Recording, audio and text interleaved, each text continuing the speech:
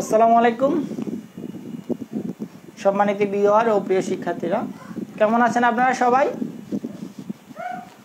আশা করি আলহামদুলিল্লাহ ভালো আছেন।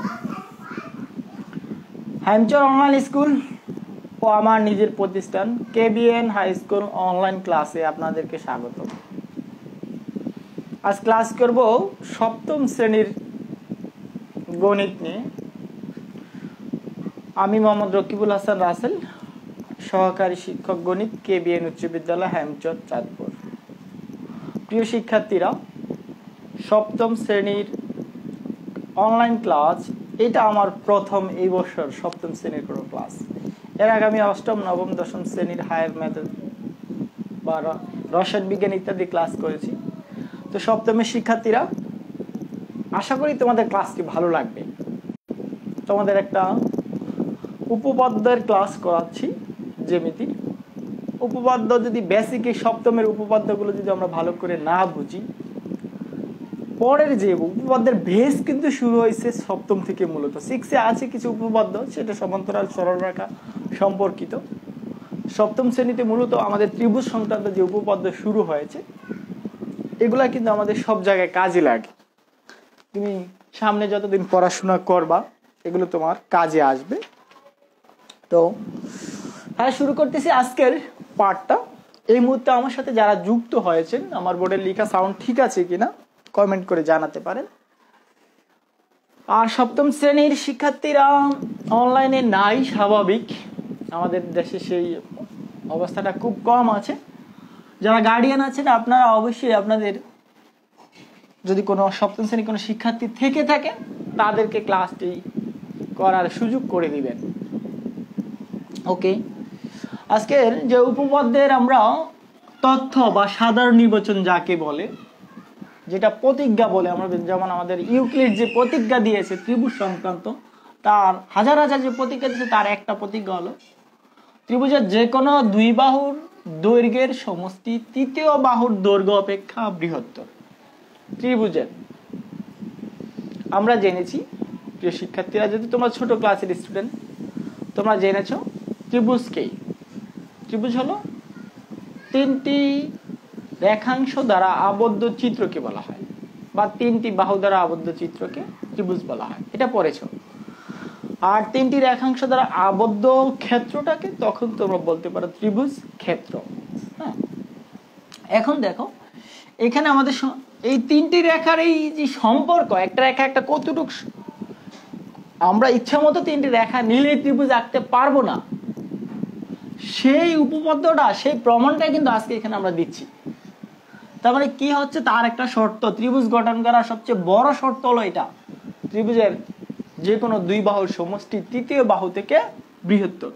মনে করলাম আমরা একটা ত্রিভুজ এখানে আঁকলাম, তাহলে এই যে ত্রিভুজটা আঁকলাম, এখানে আমরা নাম দিলাম এবিসি ত্রিভুজ। এবিসি ত্রিভুজের এখানে তিনটি বাহু, একটা হলো এবি, একটা এসি, আর একটা কি বিসি। এই যে বাহুগুলো, এই বাহুগুলো যে কোনো দুইটার সমষ্টি, দুইটার দৈর্ঘ্য। মনে করে এখানে এইটা যদি আমরা মাপি 5 সেন্টিমিটার অথবা 6 সেন্টিমিটার যাই হয়, এই বাহু আর এই বাহুর দৈর্ঘ্য যোগ করলে এই তৃতীয় বাহু, তার মানে অপর যে বাহুটা থাকে, সেই বিসি থেকে বড় হবে। অথবা এবি আর বিসি যোগ করলাম, এসি থেকে বড় হবে। অথবা কি করলাম, এই বিসি আর এসি যোগ করলে এই এবি থেকে বড় হবে। সেটাই আজকের উপপাদ্য আমাদের, ত্রিভুজের যে কোনো দুই বাহুর দৈর্ঘ্য তৃতীয় বাহু থেকে বড়, ঠিক না? আশা করি দেখতে কোনো সমস্যা হয় না।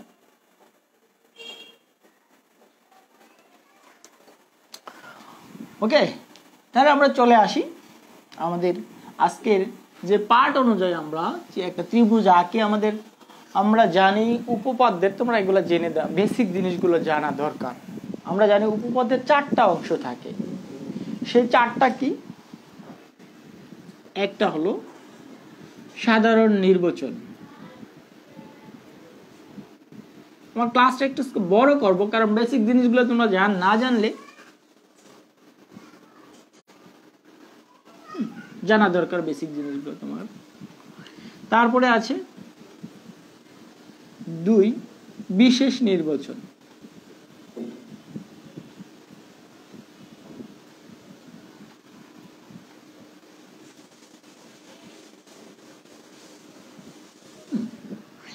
তিন আছে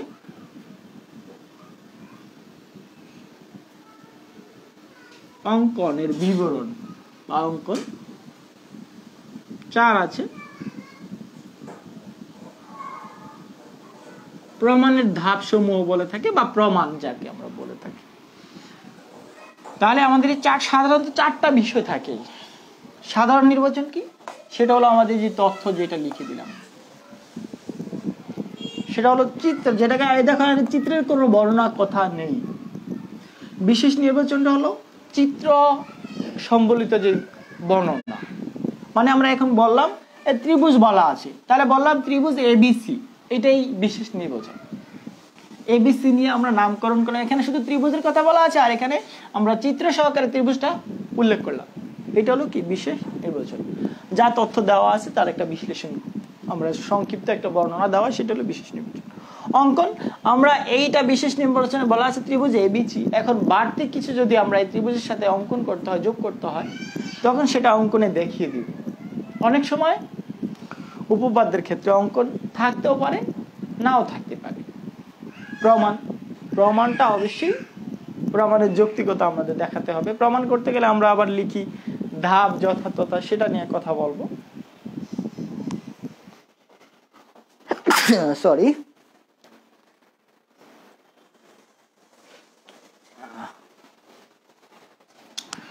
ধন্যবাদ। আমার সাথে যারা আছেন, আমাদের হাবিব ভাই দেখা যাচ্ছে লাইভে যুক্ত হয়েছেন। ওকে, এবার আমরা সেই অনুযায়ী আমাদের তথ্য অনুযায়ী চিত্রটা আঁকি, ঠিক আছে? মনে করলাম একটা ত্রিভুজ আঁকি, এঁকে নেই।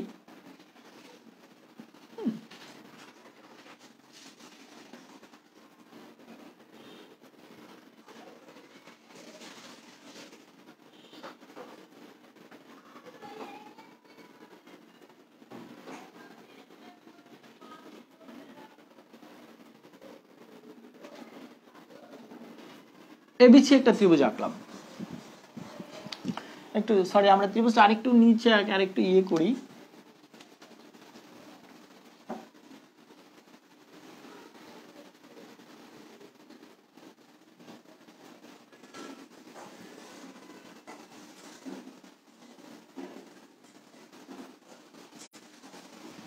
এইটাই আমরা এখন বিশেষ নির্বাচনটা লিখে দিব।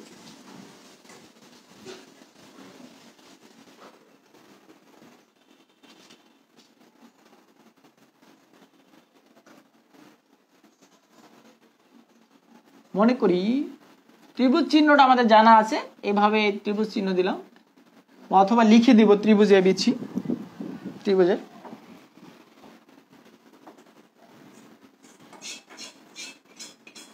এবিসি, এই বিসিটাকে বললাম বৃহত্তম বাহু।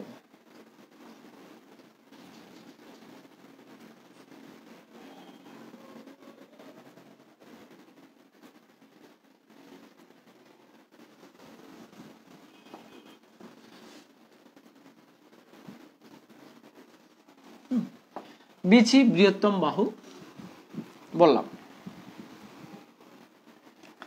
তাহলে আমাদের দেখো কি বলা আছে, যে কোনো দুই বাহু সমষ্টি। তাহলে আমরা ছোট দুইটা বাহুই নেই, প্রমাণ করতে হবে যে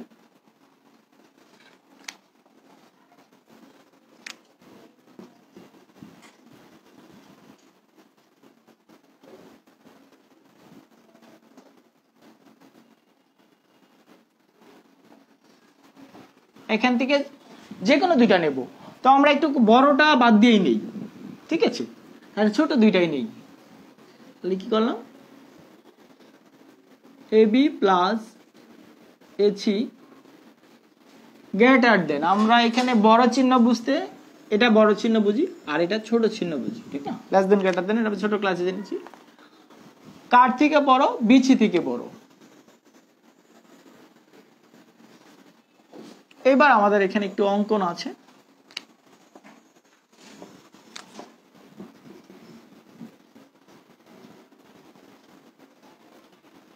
অঙ্কন একটু কাজ করব। এই এবি কে বাড়িয়ে দিব, এবি কে আমরা এইদিকে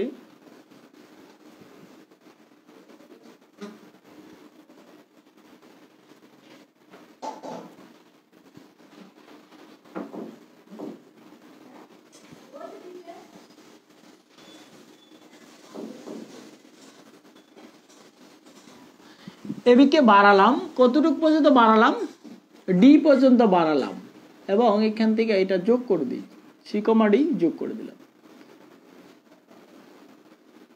এই যে বাড়ালাম, তাও এদিকে এই বি কে আমরা বাড়িয়ে দিলাম, ডি পর্যন্ত বর্ধিত করি যেন এডি সমান সমান এসি হয়। তার মানে আমরা এই এসি সমান করে এডি কে বাড়ালাম। আবার একটু বলি, আমরা এখানে একটা ত্রিভুজকে এখান থেকে এই বাহুটাকে বাড়াবেন, কতটুকু বাড়াবো, আমরা তো ওইখানেও নিতে পারি। দেখো এটা কিন্তু বাড়াইছি, কিন্তু এইটা আর এটার পার্থক্যটা হলো আমরা এটা বাড়াইছি, এটা বাড়াইছি এই এসি পর্যন্ত, এসি পর্যন্ত এটা বাড়াইছি, কিন্তু এটা ইচ্ছা মতো বাড়িয়ে দিচ্ছি, ঠিক না? এই জিনিসটাকে আমাকে খেয়াল রাখতে হবে। তাহলে সেটাই বলে দিই, বিএ বাহুকে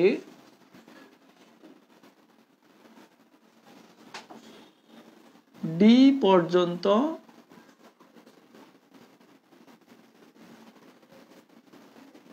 বর্ধিত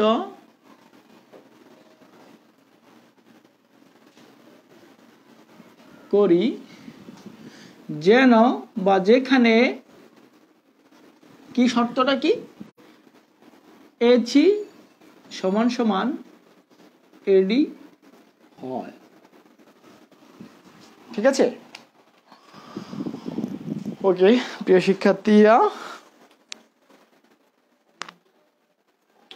আচ্ছা এবার আমাদের তাহলে বলতেছিলাম কি, আবার একটু প্রথম দিকে বলি, বিশেষ নির্বাচন। এই যে ত্রিভুজটা এঁকেছিলাম, এবিসি ত্রিভুজ আঁকলাম, সেটা নাম দিলাম। আমরা ত্রিভুজের কথা এখানে পি কিউ আর নিতে পারি অথবা এক্স ওয়াই জেড নিতে পারি। এই জন্য আমরা বললাম এই ত্রিভুজ মনে করলাম এবি ছিয়ে এই বিসি বাহুটা বড় বাহু, তিনটা বাহুর থেকে বিসি বাহুটা বড়, এটাই বলে দিলাম। সুতরাং প্রমাণ করতে হবে। তাহলে আমাদের বলতেছি যে দুই বাহুর সমষ্টি, তাহলে এবি আর এসি এর সমষ্টিটা যোগফল, সমষ্টি মানে কি যোগফল, তৃতীয় বাহু থেকে আর বড়, তাহলে সেই বিসি বাহুটা, এই যে বিসি বাহুটা থেকে বড় বলে দেবে, এটা প্রমাণ করব। অঙ্কন কি করলাম, এই বি এ বাহুটাকে আমরা একটু বাড়াবো সামনের দিকে, ডি পর্যন্ত বর্ধিত করি, যেখানে কি হবে এই এসি সমান সমান এডি হবে, মানে এসির সমান করে এটা বর্ধিত করব। ওকে, এবার চলে আসি প্রমাণে।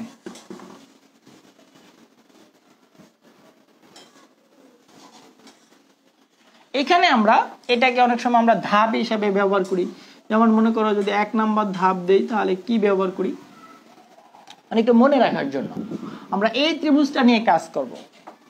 1 নাম্বার ধাপে ত্রিভুজ A B A C D,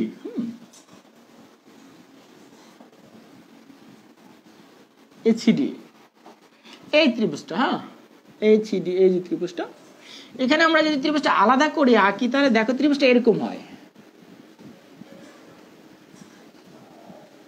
A C D. আমাদের এখানে কোনটা সমান, তাহলে এসি আর এডি সমান, এই বাহু আর এই বাহুটা সমান। তাহলে আমরা এখান থেকে কি লিখতে পারি, এসি সমান এডি,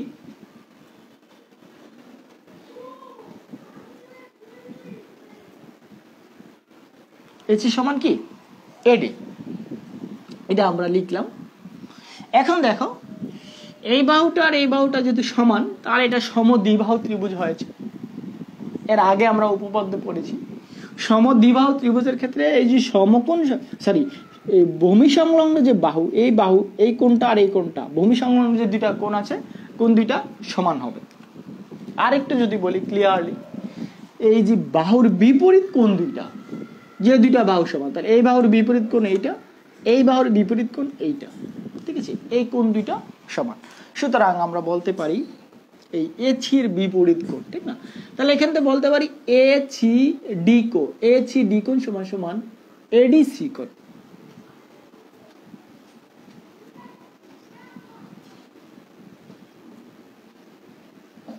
এডিসি কোণ বলতে পারি। ওকে, এখন দেখো এটা কেন সমান, এই যে লাইনটা সেটাই আমরা দেই এখানে। এই যে যথার্থতার ভিতরে আমরা এটা বলি, এই যে লেখাটা আমরা বলি যথার্থতার ভিতরে এখানে একটু সাইড নোট দিয়ে দিই, সমদ্বিবাহু ত্রিভুজের কি ভূমি সংলগ্ন বাহু কোণগুলো সমান। তাহলে কি সেটা যথার্থটা যেটা বললাম, এই যে মাত্র চিত্র এঁকে দিন, সমদ্বিবাহু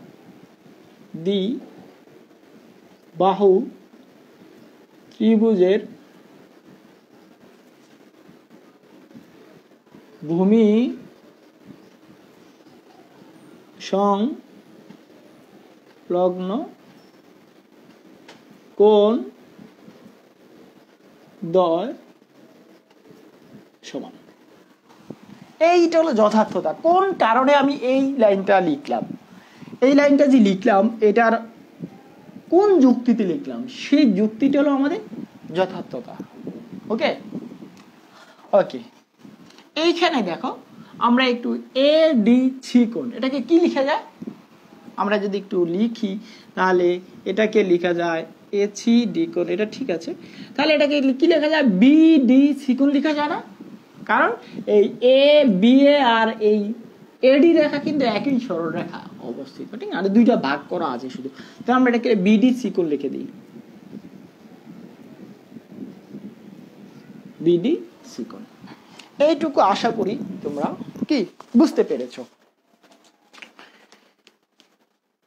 জি, আমার সাথে এই মুহূর্তে যারা লাইভে যুক্ত হবে, আশা করি পরে ক্লাসটি লাইভ, এখন তো লাইভে নাই অনেকে, ক্লাসটি পরে দেখা যাবে, দেখতে পারবেন আপনারা।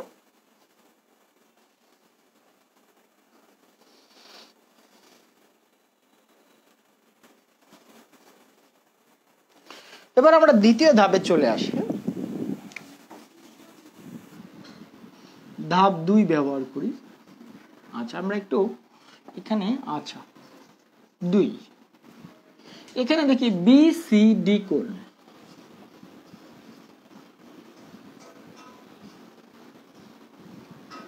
ডি কোণ গ্রেটার দেন এসিডি কোণ।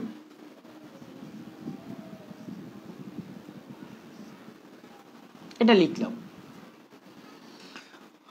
কেন লিখলাম? কারণ দেখেন আপনারা, এই যে আমি একটু আবারও চিত্রটা একটু এখানে যদি আঁকি, এরকম চিত্রটা হয়, ঠিক না? এরকম হচ্ছে, ঠিক না? তাহলে এখানে দেখেন আমরা বলতেছি বিসিডি কোণ, মানে এই পুরো কোণটা, এই সম্পূর্ণ এখান থেকে এটা হলো বিসিডি কোণ, এই কোণটা এসিডি কোণ থেকে ছোট বড়, এটা হচ্ছে স্বাভাবিক। কারণ এই বিসিডি কোণের একটা অংশ হলো এসিডি কোণ। তো এটা কেন লিখলাম, এই জন্য আমরা লিখে দেব। সুতরাং এখানে লিখতে পারি এসিডি কোণ বিসিডি কোণের অংশ, এর কি অংশ, ঠিক আছে? মানে এটা এই কোণটাকে আমরা দুইটা ভাগ করা হয়েছে, তার একটা অংশ হলো এটা, তা অবশ্যই এটা কি হবে, এই কোণটা আমাদের বড় হবে। একটু কাজ করি, এখানে বিসিডি কোণ, এই এসিডি কোণের মানটা কিন্তু এখানে আছে, সেটা কি লিখতে পারি, বিডিসি কোণ, ঠিক আছে? এখন একটু দেখেন এখানে, তার মানে এখান থেকে পাইলাম বিসিডি কোণটা গ্রেটার দেন পাইলাম কি বিডিসি কোণ। এই কোণটা এই কোণ থেকে বিডিসি কোণ থেকে কি আমাদের কি পাইলাম, এটা বড় পাইলাম। এইটুকু প্রমাণ করতে পারলাম। এবার আমাদের বাহুটার দ্বারে চলে আসবো, ঠিক না? এবার আসি আমরা ত্রিভুজ তৃতীয় ধাপে চলে আসি। আমার নিচেটা কি দিয়ে লেখা দেখা যায়? আর একটু দেখা যাবে, আমরা একটু লিখি তৃতীয় ধাপ। হ্যাঁ, এবার ত্রিভুজ বিসিডি,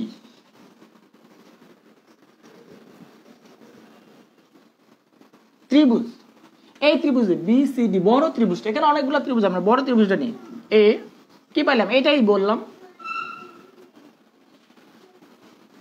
বিসিডি কোণ গ্রেটার দেন বিডি সি কোণ। তাহলে এখানে একটু খেয়াল করি, এই ত্রিভুজে বিসিডি, এই ত্রিভুজে এই কোণটা আমাদের এই কোণ থেকে বড়, তার মানে আমাদের এই কোণের বিপরীত বাহুটা কি, তাহলে এই বিডি বাহুটা হবে এই বিসি বাহু থেকে বড়। সুতরাং বিডি গ্রেটার দেন বিসি। ঠিক আছে, এটা স্বাভাবিক। আমরা একটা কোণ আঁকলাম, এই দেখো ত্রিভুজ আঁকি, যেই বাহুটা বড় এখানে তার বিপরীত কোণটা সবচেয়ে বড় হবে। ঠিক আছে, এখানে এই বাহুর বিপরীত কোণ এটা, আবার এই বাহুর বিপরীত কোণ এটা, তার মানে এটা সবচেয়ে ছোট কোণ হবে এখানে আমাদের। চলো, তাহলে এখান থেকে পাইলাম বিডি গ্রেটার দেন বিসি, দেখা যাচ্ছে নিচের লেখাটা বিডি গ্রেটার দেন বিসি। আমরা একটু এই বিডি গ্রেটার দেন বিসিটা একটু দেখি, সেটা হলো এইখানে আছে। আচ্ছা, এই যে এখানে আছে। আচ্ছা, এবার দেখা যাচ্ছে বিডি গ্রেটার দেন বিসি, তার মানে আমাদের এই বিসিডি কোণের বিপরীত বাহুটা, বিসিডি কোণের বিপরীত বাহুটা কি, বিডি গ্রেটার দেন, আর বিডিসি কোণের বিপরীত বাহুটা কি, বিডিসি কোণের বিপরীত বাহুটা হলো বিসি। তাহলে এই বাহুটা, যেহেতু এই কোণটা বড়, তাহলে এই বাহুটা বড়, তার বিপরীত বাহুটা বড় হবে, এই কোণটা বড়, তার বিপরীত কোণটা, বিপরীত বাহুটা বড় হচ্ছে। আমরা একটু এটা কি এইখানে রাখলাম, ঠিক না? কিন্তু একটা কথা আছে আমাদের এখানে, এই বিডিটা কিন্তু আবার দুই ভাগ করা আছে, সেটা একটু লিখে দিই আমরা। এখানে তো আর লাগবে না এটা, বিডিটা। এবার আমরা 4 নম্বর ধাপে আসি। 4 নম্বর ধাপ আকারে দিলে বুঝলাম। এখানে বলতেছি কিন্তু কি,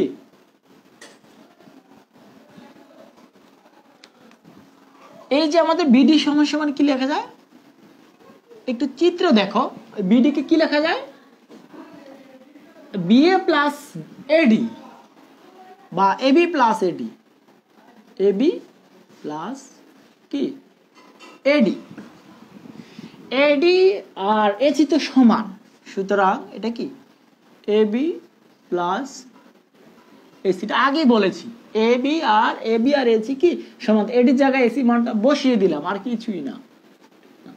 এখন সুতরাং এই লাইনটা এখানে আবার লিখে দেই, তাহলে বিডির মানটা কত হবে, এই মানটা বসিয়ে দেই। সুতরাং বিডি হলো কি AB plus AC greater than কি বিসি। এইটুকু আমাদের প্রমাণ করতে বলেছে, প্রমাণিত। প্রিয় শিক্ষার্থী, আশা করি ক্লাসটা তুমি বুঝতে পেরেছ। তুমি বারবার ক্লাসটি দেখো, দেখার পরে তোমার কাছে অবশ্যই কি কোনো সমস্যা হবে না, চ্যালেঞ্জ করে বললাম, তোমার কোনো সমস্যা হবে না, ইনশাল্লাহ তুমি বুঝতে পারবো। আর এই ত্রিভুজের এই বেসিক জিনিসগুলো তুমি ভালো করে বুঝতে পারলেই তুমি কি ভালো করতে পারবা, জ্যামিতিতে ভালো করতে পারবে। জ্যামিতি নিয়ে যদি স্বপ্ন দেখো, জ্যামিতিতে তোমার স্ট্রং পজিশন করবা, তাহলে এই ত্রিভুজের উপপাদ্যগুলো তোমাকে ভালোভাবে আয়ত্ত করতেই হবে। এখানে তোমাদের উপপাদ্যের বীজ বপন করবা, সেগুলো অষ্টম, নবম, দশম এর হায়ার ক্লাসে গিয়ে তার প্রয়োগটা করবা। সেখানে তুমি ভালো স্ট্রং এবং ভালোভাবে বুঝতে পারবা, যদি 7 এর উপপাদ্যগুলো তুমি ভালো করে বুঝতে পারো। প্রিয় শিক্ষার্থী, তাহলে আজকে আমি এখানে শেষ করলাম। আবার আসবে তোমাদের এরকম এই 7 এর মজার কিছু ক্লাস নিয়ে, আশা করি তোমরা সেগুলো উপভোগ করবা। আর সম্মানিত ভিউয়ার, আপনারা অবশ্যই ক্লাসটি শেয়ার করে দিবেন, তাহলে আপনার কোনো বাচ্চা 7 এ পড়লে সেটা তারা দেখতে পারবে, বা আপনার টাইম লাইনে কোনো শিক্ষার্থী থাকে সেটা দেখতে পারবে। ধন্যবাদ সবাইকে। এই পর্যন্ত।